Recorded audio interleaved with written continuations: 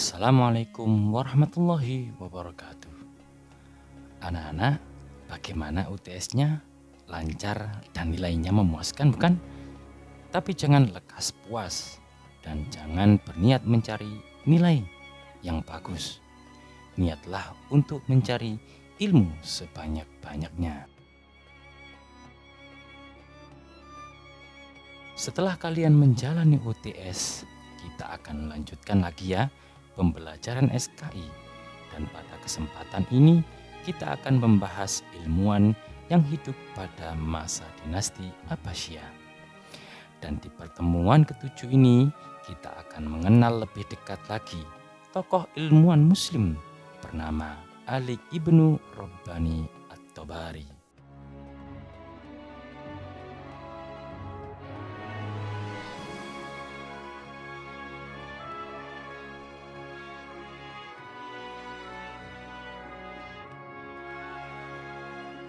At-Tabari lahir pada tahun 838 Masehi. Berasal dari keturunan Yahudi Persia yang menganut aliran Zoroaster. Nama belakang At-Tabari adalah kenangan bahwa dia keturunan Yahudi yang berasal dari Merv di Tabaristan, Iran sekarang. Ia lahir dari keluarga ilmuwan. Ayahnya, Sahl ibnu Bisr, adalah ahli pengobatan, astrolog, dan ahli matematika yang terkenal. Dia tergolong keluarga bangsawan dan orang-orang di sekitar memanggilnya Rabban, yang artinya pemimpin kami.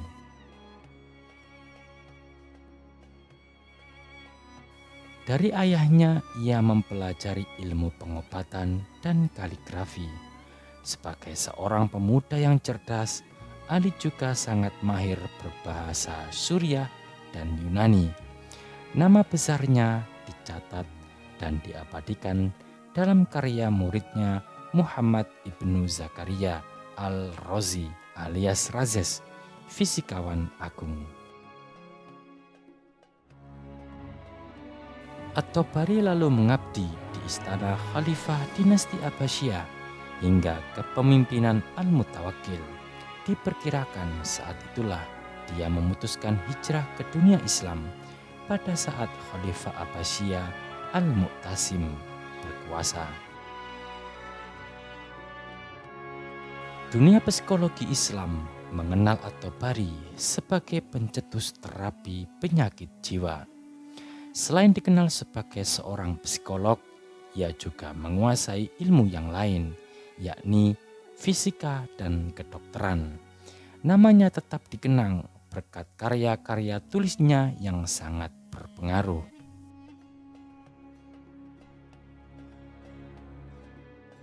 Lewat kitab ensiklopedia kedokteran bernama Firdaus Al-Hikmah yang ditulisnya pada abad ke-9 Masehi, dia telah mengembangkan psikoterapi untuk menyembuhkan pasien yang mengalami gangguan jiwa.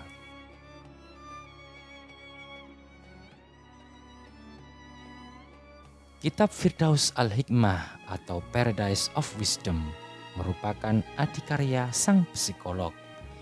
Ia menghasilkan karya pertamanya dalam bidang pengobatan. Dia merupakan orang pertama yang mengusung ilmu kesehatan anak-anak dan bidang pertumbuhan anak. Kitabnya yang monumental itu juga diterjemahkannya sendiri ke dalam bahasa Suriah. At-Tabari memiliki dua kompilasi untuk karyanya yang dinamakan Din al-Daulat dan As-Sihat.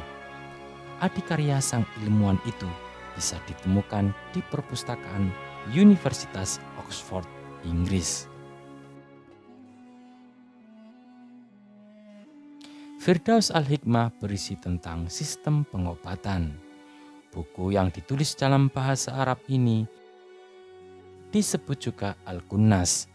Buku ini dikategorikan sebagai ensiklopedia kedokteran dan dibuat dalam 7 volume dan 30 bagian dengan total 360 bab.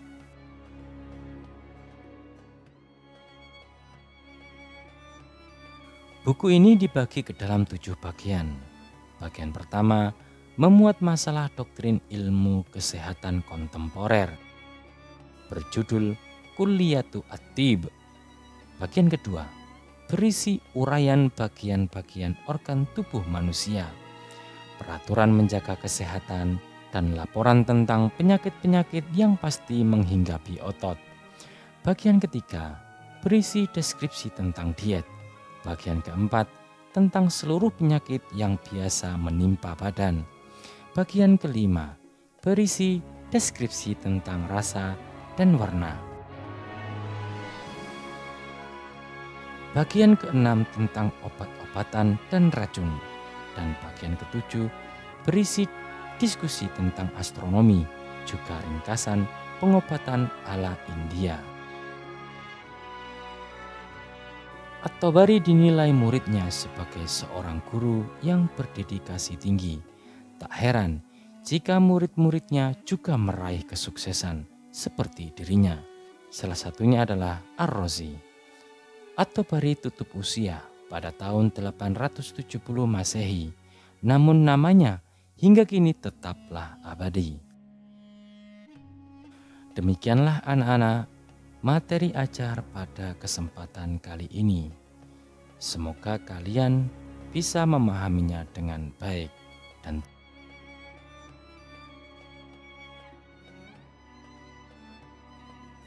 dan terima kasih pada kalian yang sudah menyimak materi ini dari awal dan akhir. Sampai jumpa di pertemuan yang ke-8. Saya akhiri. Assalamualaikum warahmatullahi